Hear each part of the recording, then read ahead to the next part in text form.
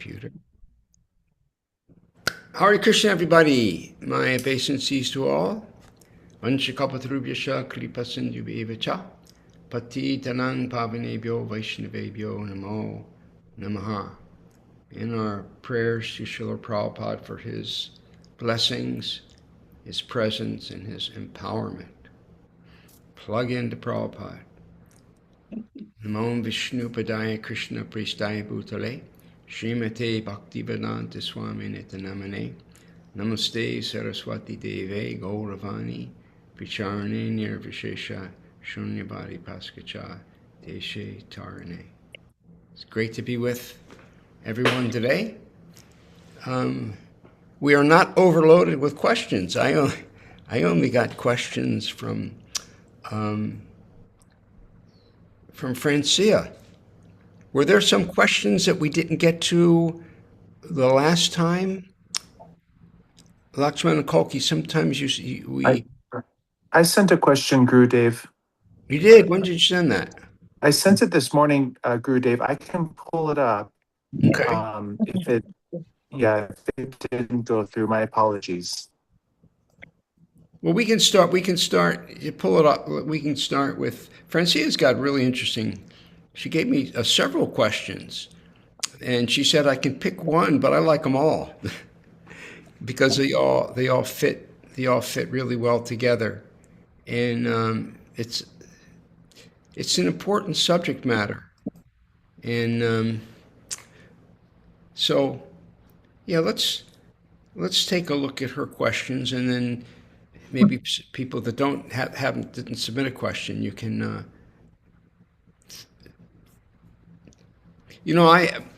When I'm in classes, Bhagavatam class, which I am 6 days a week, I always, when I'm listening to the class, I start right from the beginning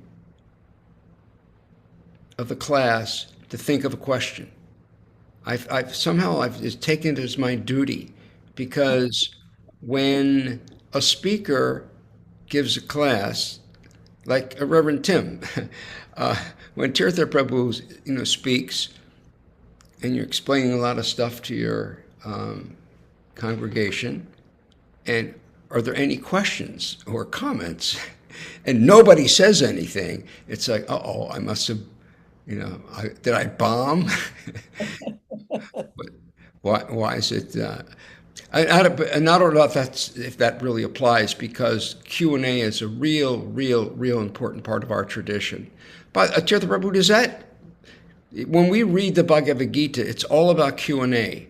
The whole Srimad Bhagavatam, it's nothing but Q&A.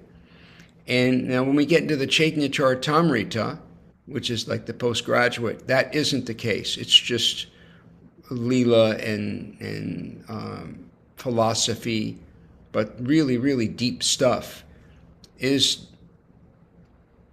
that something that's unique to us, or is that a thing in Christianity, Q&A?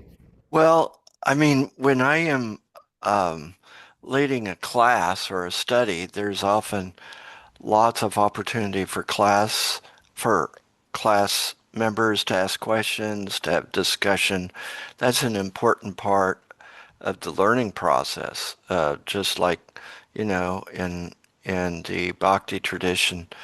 And Jesus certainly used that, although it would be a little switched around. Now, sometimes the disciples would ask him questions, but he would ask them questions to get them to think, and then to see where they're at, and then address things according to their questions. But yeah, a lot of us who lead Bible studies or who lead classes in settings with Christians will have opportunity for questions. Now, I went to I went to a Bible study where they would ask questions, but they wanted just one particular answer that came from the book. They didn't necessarily want any discussion. They didn't want any other thoughts or realizations or anything like that. And I thought, well, this feels a little bit, yeah, Yeah, a little bit like second grade or something. Like, here's the question, what's the answer? So, but most Christian groups, you can have discussion and bring up questions. So, yeah, that's part of our tradition. You know, ours, it's a big part of the tradition. And in the verse where Prabhupada talks about the importance of accepting a guru, the first thing he says, ask questions. Paripasnena and sevaya. So that whole verse, Malachi, quote that verse for us, please. One must accept guru. Tat vidhi pranipatena pariprashnena sevaya upadekshanti te jnanam jnaninas tattvadarshina. Nice. Can you translate that? Yes, one must take a shelter of a bona fide guru, serve him and inquire from him because he has seen the truth. Yeah. So, Sorry, Gurudev, I haven't slept for 2 days. I found a question to write to you because there's something I didn't understand in Bhagavad Gita, but I just didn't have time to write. I'm sorry. I think you gotta. Did you hear Yeah. Bhagavatam class today? Yes, I did. I heard and I loved that song, but I was cooking at the same time. You know, I have to cook and give legit lunch at 12:30. So I've been running off my feet last couple of days. So I'm so sorry. I haven't been able to do this. I made it. Tirtha Prabhu will know. That's how he is with now, mom, you know. Yeah. Yeah. No, I made it So a sorry. point today in the class because they were talking about the snake of sleep, and that it says so much of our time is wasted sleeping. That's what he talked a lot about. That's sleeping, and even in scripture it says like a real big part of our life is spent sleeping. And so they were talking about the snake of sleep. It's like a snake. So at the end of the class, I chimed in because, so I'm always thinking of a question or comment to make. So to bridge, when the speaker turns it over, a lot of people will come up with a question, but they don't have it right away. And I don't like a gap. I don't like the gap when they say, okay, questions. I pretty much always have one. Malati, I've talked to you about that. It's important to be thinking of a nice question. So when I'm listening to the class, I'll often write it down, or I'll try to note something that was in the purport and make a comment on it. Like we had the day before yesterday, when Vidagda gave the class, the purport ended by saying, oh yes, it says, when you become old, Prahlad was talking about when you're a child is really the time to start. Komaram achare pragyo dharman bhagavatamiham durlabhamanasi dharma tadapi dhruvamartadam. So he's saying, Komaram achare pragyo. One should, in Komara means like childhood, up to 5 years, roughly. So Komaram achare pragyo, one who's intelligent will begin to inquire, what is the purpose of life? That should begin right in the beginning. Komara dharma and bhagavad durlabha manusya janma. So this human form of life is very, very rare. The apidruva martatam, but it's temporary. It's not going to last long. 100 years at the most. Which, in the perspective of big things, it's like a flash of lightning. We've had so many millions and millions, we can't even begin to remember hardly any of our births. There's been innumerable, beyond numbers. And so Prahlad's saying that this is adruvam, which means it's temporary. But one can artadam, tadapya dhruvam artadam, even though it's temporary, you can, like a match. I was asking this question in the class. Do they still make matches? Remember a pack, Yes. a book of matches? Yes. Yes. Where do you see? I haven't seen them in like decades. You can get Plenty in boxes. Walmart. of them. Yeah. Plenty in Walmart. Yeah. You've Grocery seen store. you've seen a little book of matches. They used to be Yeah. on the counter because if you bought cigarettes, you could just take matches. I'm talking about a little thing. There's maybe about 20 of them in there, and you strike it against this piece of sandpaper. Yes. Can you see it, Gurudev? Okay, right. Okay, Yeah. yeah, they come in a box. Yeah. They used to come in a little folding thing, a little. That also, nowadays I don't see that so much, but boxes, yes. Everybody Yeah. has little big pens, not pen, big lighters, right? Little disposable pick up. lighters these days. No, I pick matches. Do you use matches still? Yeah, I use matches. I don't use the lighter. I use matches. Okay. Yeah. So the philosophical point is a match isn't going to burn very long, especially the paper matches, the ones that I'm talking about. You could hold it for maybe, how long do you think they would last before your fingers get burned? Like I 30 I seconds? used to wait and see how long it would take. It's not very long. It goes quickly. But with that match, you could light an eternal candle. Assuming there's an eternal candle, you could light that with that match. Even though the match doesn't last long, you could burn the whole city down, right? With just a little match, or you could again light the eternal. So Prahlad's point is that even though this life is short and temporary, that we can attain all perfection in this lifetime, never take another birth again. So it solves the problems for eternity. And so in this one purport, Prahlad was talking about let's start young. And Prabhupada made the point in the purport where he said that it will be I think he said impossible, either impossible or very, very difficult. I can't remember exactly. But he said in the last sentence that when your body becomes stout, it's no longer stout, it's no longer strong. Malati, you looking that up? Can you read? Actually, the whole purport was one sentence. The whole purport was one sentence.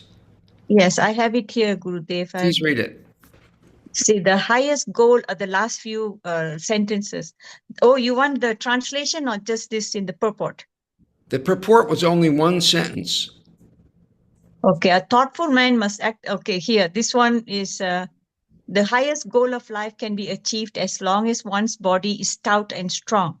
We should therefore live in such a way that we keep ourselves always healthy and strong in mind and intelligence so that we can distinguish the goal of life from a life full of problems. A thoughtful man must act in this way, learning to distinguish right from wrong and thus attain the goal of life. Is that what you wanted, Gurudev? No, I don't think so. Because I'm having the whole book here with me. It was You wanted text number. the It was prajna? text number. It was a text number 5. Yeah, that's what I'm reading from, text number 5. Okay, Text number 5. then maybe it's read the translation. Okay, therefore, while in material existence, bhavam ashritaha, a person fully competent to distinguish wrong from right, must endeavor to achieve the highest goal of life as long as the body is strong and stout and is not embarrassed by dwindling. Okay, so you should do it while you're strong, not wait till you're dwindling.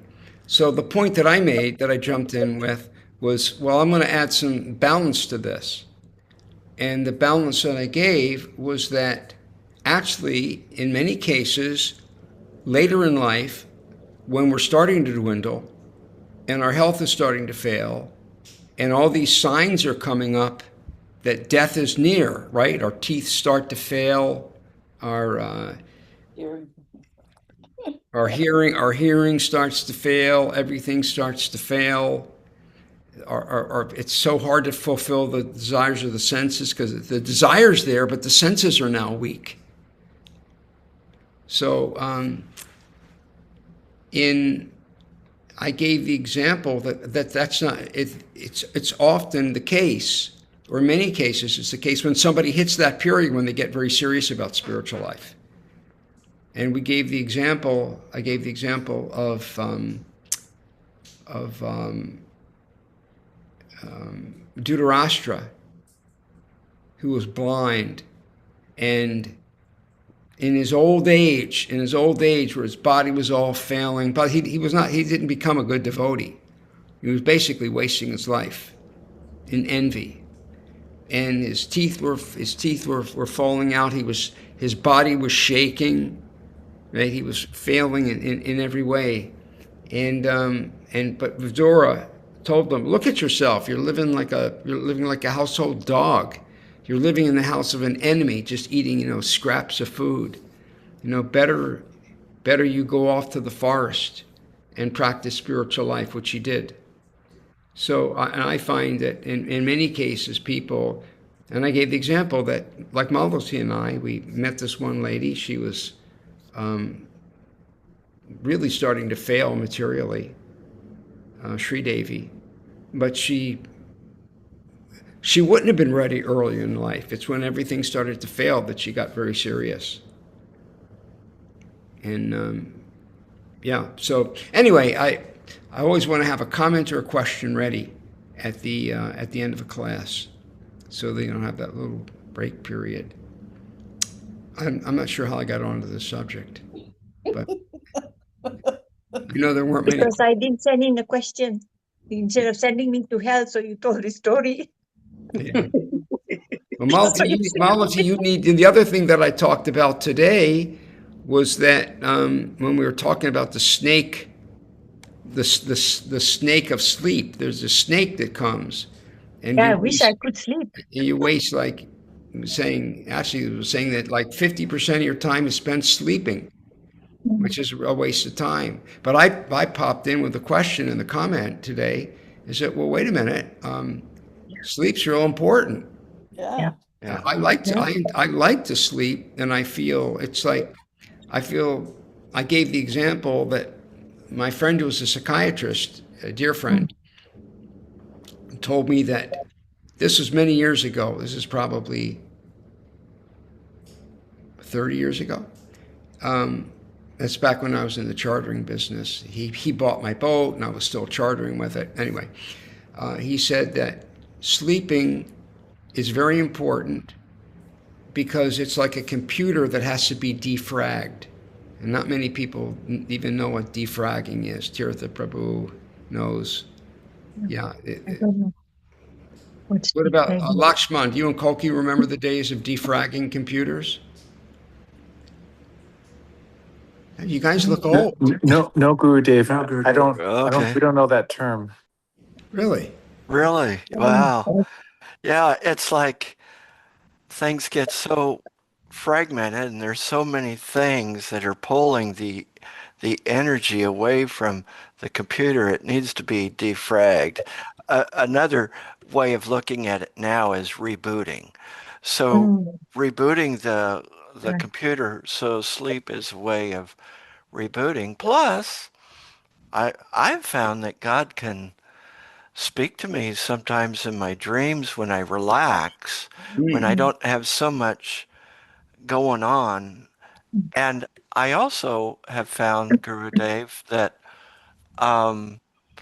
as I've gotten older, and it is because of my devotional practice, it's because of my study, it's because of my prayer life, but I found as I'm older, I'm less attached to some of the passions and lusts that at times would drive me when I was younger, and so it seems more conducive to focusing on spiritual things. So I think about, Prabhupada and these Vaishnava scriptures that talk about, when you get to a certain age, going off to the forest.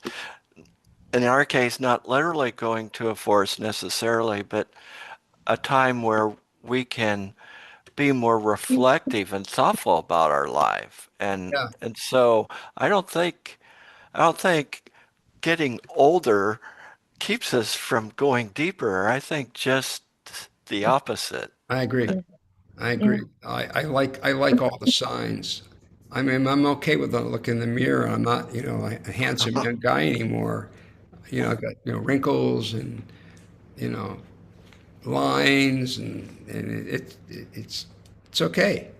It it's very conducive to spiritual life. I don't know if I want to go off to the forest when I'm like 17 years old when hormones are just, going crazy through the body. And I think it'd be very difficult. So there's something to be said about aging. I think it's wonderful. Well, let's look at the question that I like, an important topic. So Francie is reading the Nectar, the Science of Self-Realization book. How many people have read the Science of Self-Realization? Just little bits. Well, Yeah. actually, it's this book that I'm reading. Oh, that's one you're reading. Was that in from this book? Okay. Good. Chanting. Okay. Chanting Hare Krishna. By the way, I sent that book to Bhakti Rich. He's with us. I sent that book to Bhakti Rich. Bhakti Rich, tell us how you like that book.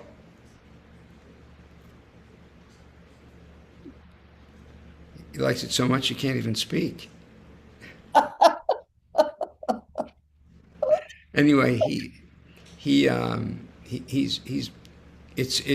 says it's basically revived his spiritual life. It's really got him focused on wanting, chanting, the importance of chanting, and also I've had discussions with Francia that she's very kind of like Tirtha. She really wasn't so into the chanting at first, and she still isn't.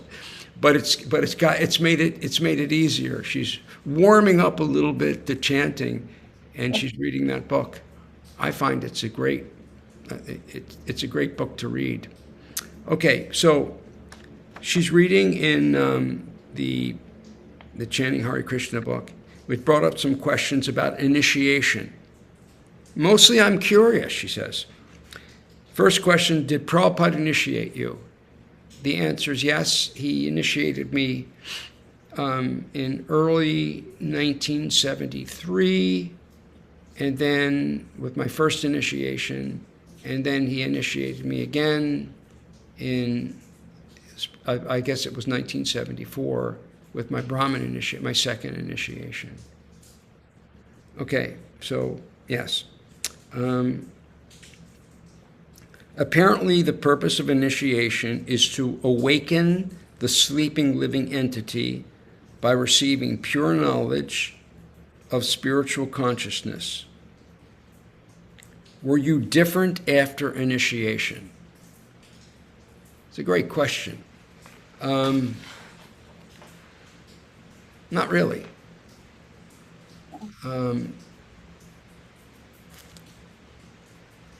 When I accepted gradually, I had my doubts.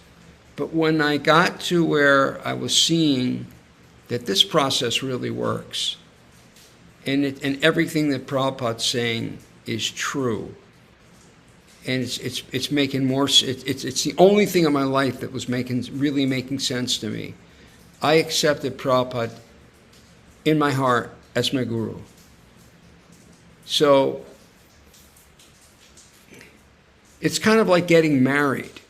You love the person before you marry, or you won't get married. Or maybe you don't love the person, right? But you get married, you think that's going to help, but it really doesn't and then you just get divorced. I can't tell you how many times, it's not that many, but I've had people call me within days asking the question, did I file the paperwork? The marriage ceremony wasn't. Tirtha Prabhu, haven't you had that experience? I don't know if I've ever had anyone ask me, did you file the paperwork yet? I don't think anyone's ever asked me that. Well, I've done, but somewhere definitely over 5,000, and I'm thinking about 7,000 or something like that. I've done a lot. I mean, I was in the business, and I kept it real spiritual as much as I could. But several times I've had people call me, "Did I file the paperwork yet?" And Uh, because once I file it, that's it. I mean, Right. they could change their mind after the ceremony, but once I file it with the state, it's a done deal. It can't be undone. You can't undo it. I mean, it's going to be divorce. You can't undo it. So the point is that just by getting married, by having it official, nothing really changes. It makes it official. And in some cases, people, they get married, they're truly in love, and there's some benefits, you might say, by getting married, especially if you're going to have children, or it kind of simplifies things with the funds. Now it's shared together, or what have you. I've married people where they weren't really ready to get married. They wanted to have these military guys. They have a girlfriend, they're planning to get married, and I could tell they're really sincere, but he gets deployed. Now, and she's already pregnant. So, God forbid something happens in the deployment, they want to be married. And so I would do those. And very often I wouldn't charge the military guys if it was just, a paper signing or something. If I did a whole wedding, it's another story. I'd always give them a break anyway. But yeah, in cases like that, hey, just come on by. We'll sign it. It's legal. So there's advantages to that. So there's some, but ultimately, did I feel any different after initiation? I would say I felt a surge, but it was more mental, I think. I don't think it made me any more spiritual than I made the promise that I would, chant my 16 rounds, etc., every day, because I was already chanting them. So, just like Prabhupada says, and this is something I'll be talking about with Rasika Bajari, he's coming soon to take his Brahmin initiation on my birthday, which is nice. And so when one takes Brahmin initiation, it's not going to like boom, like everything, it's not like fireworks go off and so on. And now you've got this mantra. It's the beginning of going even deeper. And Brahman initiation isn't ultimately necessary for everyone. First initiation, where we accept the Guru, that's the most important one. Kirti Prabhu? I just want to offer my own experience. For me, there was a change. Okay. But I was thinking, what was the change that occurred? You used the analogy of a wedding. For me, I would use my personal experience is more like an adoption. It was like I had been an orphan, and then I was adopted. I suddenly had a father. I suddenly had the protection and was under the protection of a spiritual guru. Now, you could say that was all internal within me, but for me, it was a very, very spiritual thing, a very humbling. I mean, it's like, wow, someone would be willing to take me on, someone that I really relate with. So for me, it was like an adoption. So for me, Yeah, I was the same person, but my relationship was different. Mm. I would say, Yeah. because it was you and I together, that when anyone that I come in contact with starts showing some interest in spiritual life, I immediately step into the position of Shiksha Guru. And I'm reciprocating with them as I would with many of my disciples. And so where it goes from there, nothing formal has been done, but I accept that position, to give them everything I can. And it just becomes official when they get initiated. But I give the example sometimes of software. It used to be, I don't know if it still happens, you can download like some expensive software like Photoshop, and you got the whole, not the light version, you got the whole version. You got everything. You haven't paid for it, and you got like 6 months or whatever it is, and you can use it. And then if you really like it, then at some point you buy it. But you've had all along, you've had the full access to the software, and that's kind of how I see it. But everybody's different, and everybody has a different experience on how it's affecting them. But I personally,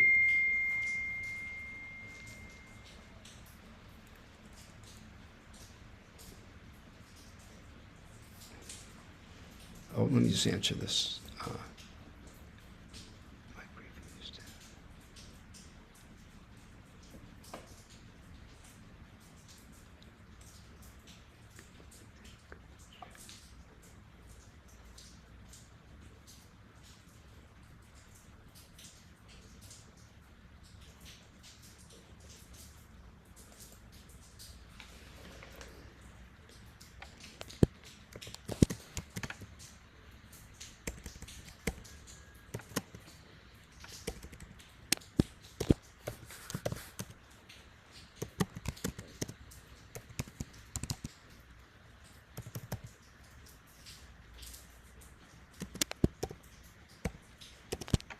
Can hear that rain in the background.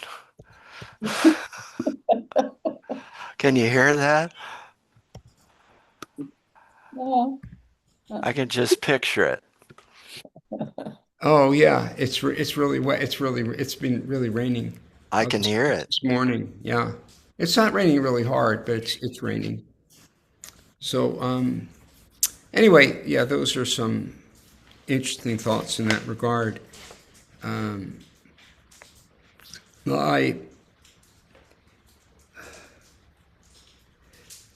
It's kind of like, yeah, okay, so you're like a child that's adopted, so maybe it's almost like your parents have been taking care of you. You're living in their home just to make sure it's going to work out, and then they adopt you. It's really kind of like not a lot different. But in your particular case, however it affected you, that's great. Mm-hmm. Everyone is different. I'm sure when some people get initiation, there's sparkles. For me, it wasn't. Yeah. I mean, it was just great to be initiated, but I didn't. Mm-hmm. It wasn't like all of a sudden now I knew thousands of verses, and some magical implant was downloaded into my brain and my heart. It was just. Well, I hadn't had a spiritual master. I mean, I had had guides, I had had mentors, I had had teachers. Oh, in many ways, the spiritual master is all of those. He's a teacher, he's a mentor, he's all of those things. And I think in different paths, Krishna empowers in different ways. But we're connected through the chain of spiritual masters, and I'm sure in the Christian tradition, the power's ultimately coming from God. Anyway, right? It's coming down. Okay, so initiate you. And yeah, it definitely, okay, she says, awaken the sleeping living entity. So I was already starting to awaken. Before the initiation, I was, I'm glad you put that in here, that I was definitely feeling I'm not the same person. I'm definitely not the same person. And all my values were changing. So yeah, I was feeling that. And therefore I knew it was real. I knew it was a real deal. Or I knew enough, I experienced enough that I was willing to take that initiation and see where it goes. Because in the Gita, in the second chapter, Arjuna accepts Krishna as his guru. He said, Shishasteham sharimantam prapanam. Shisha means disciple. Shishasteham, I am your disciple. Sharimantam prapanam, surrendered unto you, please instruct me. But it's not till the 10th chapter, 18 chapters, it's not till the 10th chapter where he says, Sarvam etad vratam manye. I totally accept this truth, whatever you say. So it's getting deeper and deeper. It's growing more and more. So the faith became stronger. It was strong enough to take that initiation. And then it just kept getting deeper and deeper and deeper. Okay. Were you different after your initiation? Not really. I was where I was, except now I'm initiated. Just like if you love someone and you get married, it's the same amount of love. We've made a commitment, but is this love any stronger at that moment? I don't know. It's not some magical boost in love power. Okay. Do devotees first struggle with 16 rounds and then find it transcendental after initiation? No, I didn't. And it's the one thing that all devotees struggle with, which is why Prabhupada, at the time of initiation, he asked us, the only commitment, the only due that he gave us, that we promised we're going to do is chant, because there's no instant gratification from it. It's not, for most people, it's not easy. It's just something that they do. But Krishna says in the Gita, Yatad agre vishami vaparinami mirtopanam, that which in the beginning may taste like poison turns out to be nectar in the end. Pariname mritopanam. That means mritopanam means that it is said to be, it tastes like nectar. So all devotees struggle with it. One of my godbrothers, Satsarupa, he's the one who wrote the biography, Prabhupada's biography. One of the most humble, wonderful devotees. He's been a sannyasi forever. And he wrote a book about chanting. And all he talked about it was how he was struggling. How do you control the mind? How do we, it's a journey that we struggle with. But that's the one thing that we can show Krishna, that we've been given this instruction, and we really want to taste that holy name. So we're hankering. Krishna, when will I, when will that day be mine?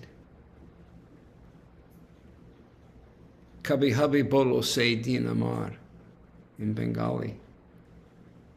Kabhi habhi bolo se din amar. Din means day. Kabhi habhi when. Kabhi habhi bolo se din amar. Amar means mine. When will the day be mine when I'm really tasting the nectar of the holy name? When I chant that my Lord Chaitanya prays. How does it start? Nayam galad ashrudarya. That means when will the day come? Niyam galad asrudaya. When will my eyes be filled with tears? Varanang gadgatarudara gira. When will my voice be choked up to where I can't even speak when I'm saying your name? Pulakar nichadang vipukada. When will the hairs of my body be standing on end? This is when you're really tasting the nectar of the holy name.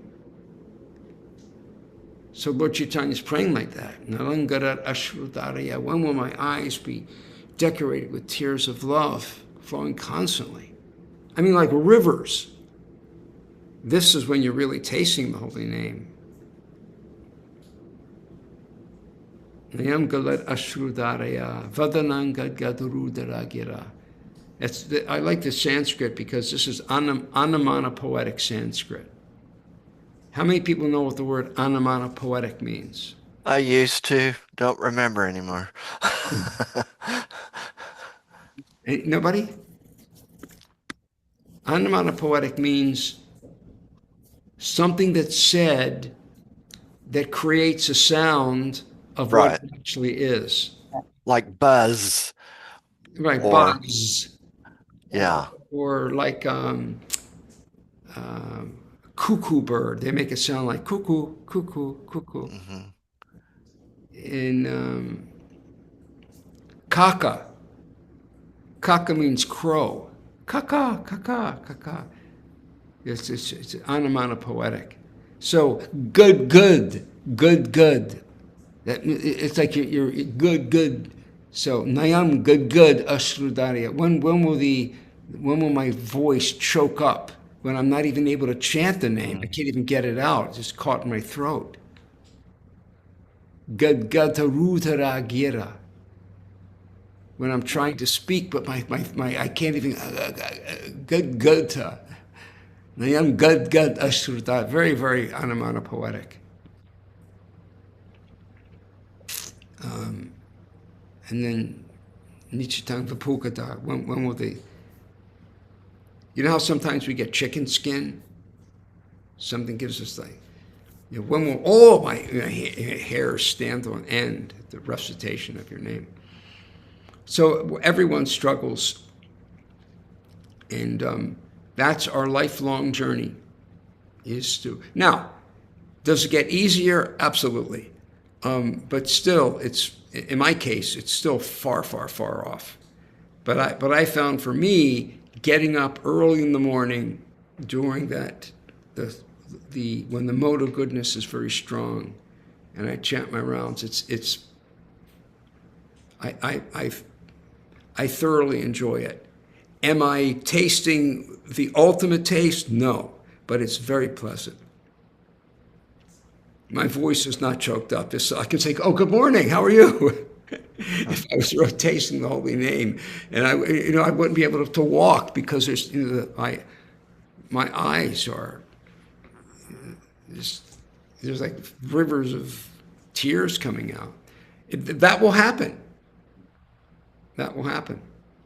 So yes, I would say all devotees, that's the one thing we struggle with, is our japa. Getting it done. It's not. You've heard, I've talked about this before, that everything else that we do, most things have instant gratification. Like if you go to the temple and there's a kirtan going on, everybody likes the ta, ta, ta, ta, ta, ta, and the drum is playing and somebody's harmonium and someone's singing very nicely, right? It's like, anybody can get into that. Or taking prasadam. You remember what it was like, Francia, when Tirtha Prabhu would pick up a nice plate of food from the temple, a nice plate of prasadam. He would bring this little, what are they called? What was that thing called? The little plate comes with a lid on it. Yeah, the to-go box. Yeah. To-go box, yeah. I was starting to figure out. I was trying to too. And then And don't forget your bread. my bread. Oh yeah. And then I would bring my heater, and I would make vegetables, Yes. Everybody loved it, right? Oh, yeah. And also you were making these nice tofu, little fried crispy Yeah. tofu things. Everybody loved it. Nobody wanted, everybody wanted to eat. Yeah. That wasn't, nobody had to struggle to eat, right? It was wonderful food. So the instant gratification, or reading the Bhagavatam, or reading the Bhagavad Gita. It's the philosophy so sweet. Mhm. So there's like instant gratification in all of these things. Just talking philosophy, it's so wonderful, so satisfying. But japa, that's the one thing we had to promise, because there's no instant gratification on that one. Thank you. But that's our opportunity. Krishna, whether I like it or not, I'm doing it. Because you said this is the Yuga Dharma, chanting the holy name, Hare Krishna, Krishna Krishna, Hare Hare, Hare Rama, Rama Rama, Hare Hare. So we're doing that, even though there's no instant gratification. But I can tell you that the day will come where the gratification is so extreme that you can't even function.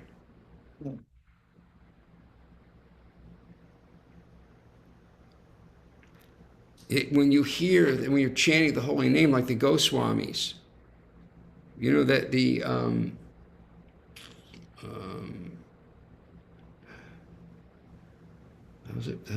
what's the verse? Sankhya Purvakanama Gani Natibi Kalavasani Krital Nidrahara Vahara Kadi Vijatal Chajanka Dina Chayao Radha Krishna Gunasmiter Madhurima Nandena Samohika.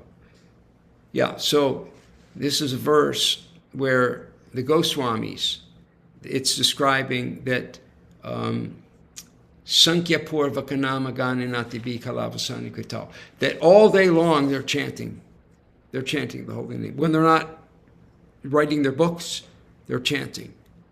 Kalavasani Krital, that means all day long. And they're chanting a Sankhya. Sankhya means to count. So their own beads are chanting a specified amount every day. Sankhya Purvakanama Gantibi Kalavasani Krital. That means a krital until the very end. They're chanting. Sankhya Purvakanama Kalavasani. Nidrahara Vahara Kadi Vijatal Chatyanta Dinalchayal. And they gave up Nidrahara, like eating and sleeping. Nidrahara, they Vijatal, that means they conquered over eating and sleeping. They just ate a little bit, they hardly slept. Nidrahara Vaharakari Vijatal, Chatyanta Dinachayal, and they were still very humble. But the question is, how could they do this? How could they barely eat, barely sleep? How is this possible? The answer comes in the third line. Radha Krishna Guner Smata Madhurima Nandena Samohito. That they were completely, by them chanting, they were entering into the pastimes of Radha and Krishna.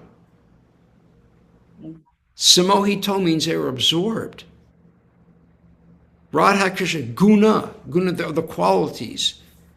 Smata Madhurima, they were relishing the Madhurya Lila. They were so absorbed by their chanting that they didn't have to eat or sleep. They were so beyond the body. And this is all brought about by their chanting. Okay. So do devotees first struggle with 16 rounds and then find a transcendental after initiation? No, not after initiation, at the end of this life.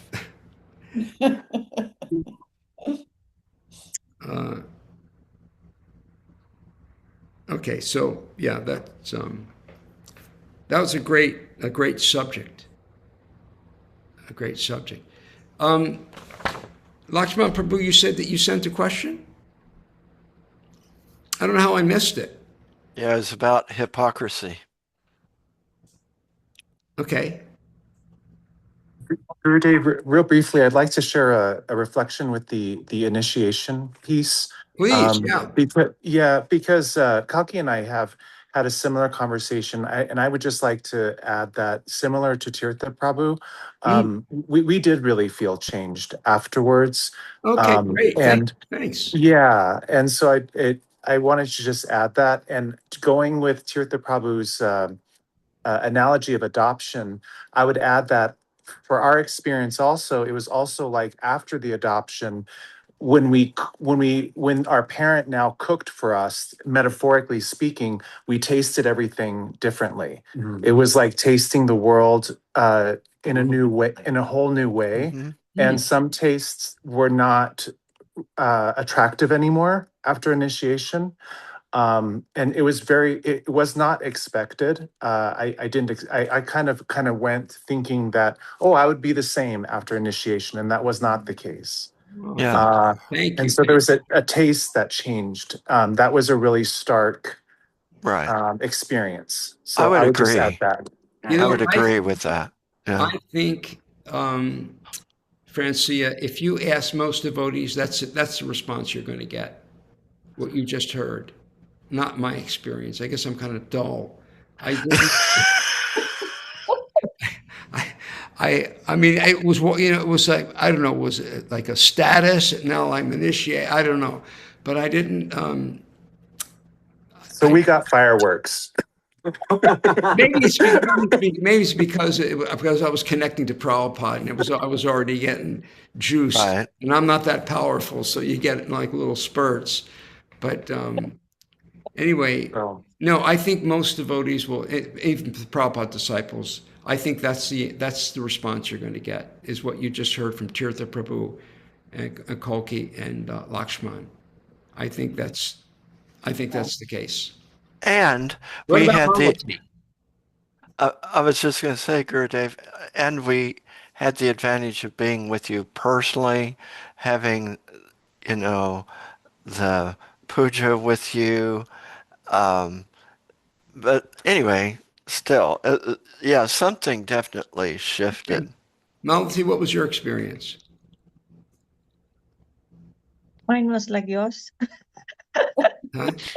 I felt like you. I mean, it was just I cried a lot during my initiation. I couldn't even say the principles, because I realized that my Guru Maharaj would, if I made any offenses, then my Guru Maharaj would take all that. So I didn't want that. I was really upset when I understood that.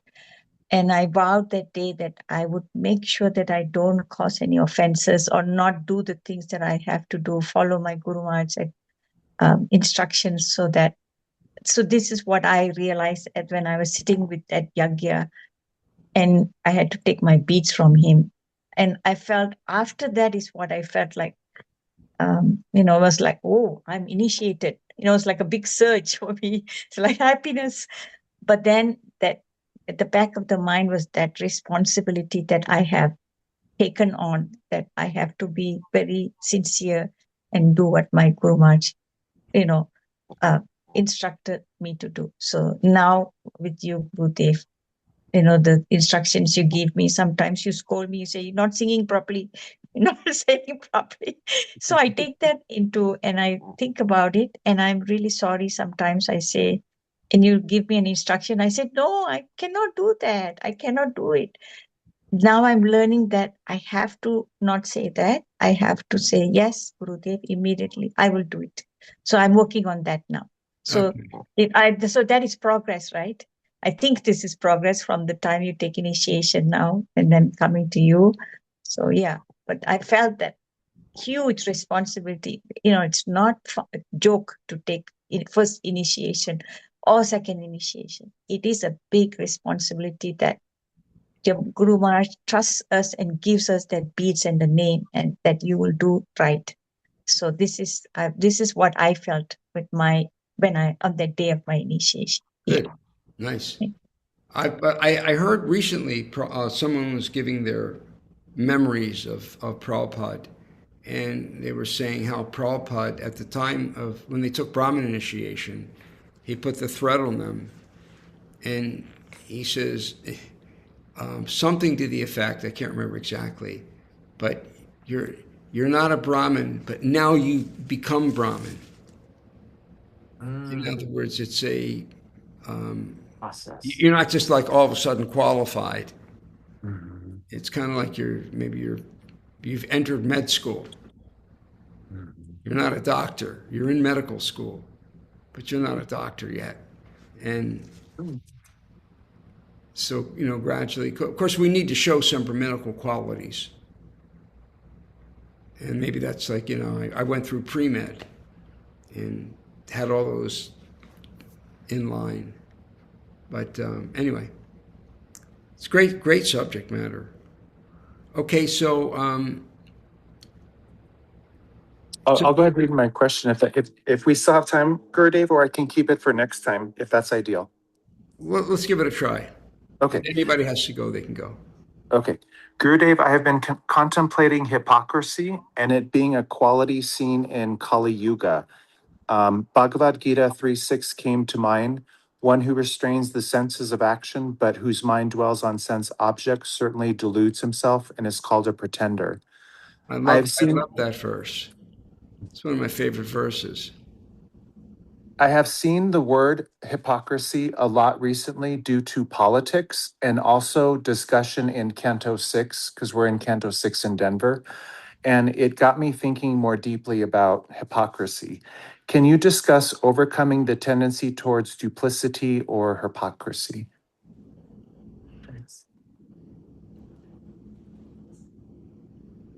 It's the modes of passion, primarily in ignorance, that cause us to be hypocritical and to be duplicitous. It's really, it's like when it's cold out, you put a jacket on, right? If it's nice and summery, you take the jacket off. They're the modes of nature cause us to act in various ways. When we're highly influenced by passion and ignorance, we're hypocritical, we're critical, we're duplicitous. In Kali Yuga, pretty much everybody, to varying degrees, it's to be expected. It's a decadent age. And the only way to purify that out of our hearts is by following the processes of bhakti that will really clean our hearts, become transcendental. The more devotional service we're doing, and again, mamchayo vyabhicharena bhakti yogena sevate saganan samatityaitam brahma bhuyaya kalpate. So saganan samatityaitam means that that we're becoming transcendental to the gunas. In those Vasudevi Bhagavati Bhakti Yoga Prayoja, those who are doing devotional service ultimately aim to Krishna. You may be serving your guru, you may be serving at the temple, you're serving the temple president, you're serving the deities, any type of bhakti yoga we're doing. So, Namcha Bhakti Yoga, Saganan Samatityatam, we become Saganan Samatitya, we become freed from the modes of nature, and Brahma Bhuyaya, Kalpate means to achieve. Brahma Bhuyaya, we're coming to the level, we're in a different place, a different world. We're not influenced by the modes of nature or so strongly. And it's just a matter of Kali Yuga is going to make everybody horrible, and we can see it all over the place. And we can see it in our hearts still. We've all got ugly stuff. Thank God nobody can see my mind. Imagine if people could see our minds and our hearts. It's like, whoa. It's like when you're in the bathroom, you close the door, right? If you got to go to the bathroom, you close the door because, all kinds of foul smells and, right? You don't want anybody to know you're in there. Right, and then like Bhakti Siddhanta says, it's the material world's like a latrine. You do your business and you get out.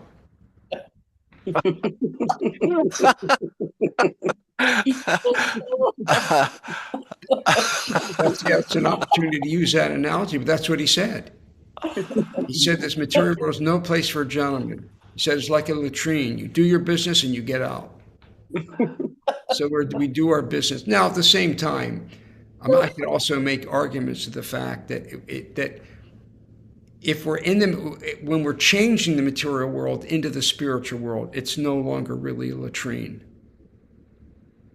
When we're engaging, I mean, when I really definitely see the world differently than I used to. I can see the fact with all the wars and all the problems and all the fighting, it's Kali Yuga. It's Krishna's plan to get these people out of here, to wake them up, wake them up, wake them up. And I see the material world as a wonderful place. It's a place that where we can go back to Krishna. Our human bodies are disgusting in many ways, but look, we can worship the deity with this body. We can chant the holy name with this body. So we don't see the material world as a horrible place. In fact, who is it that says Vishvam Purnam Sukhayate, Malati? I'd know his name if I heard it. I'm thinking now. Vishvam Purnam Sukhayate. Let me see if I can find it. I don't remember. And what it means is Vishvam Purnam Sukhayate, that I see the whole material world. I see the material world as the spiritual world.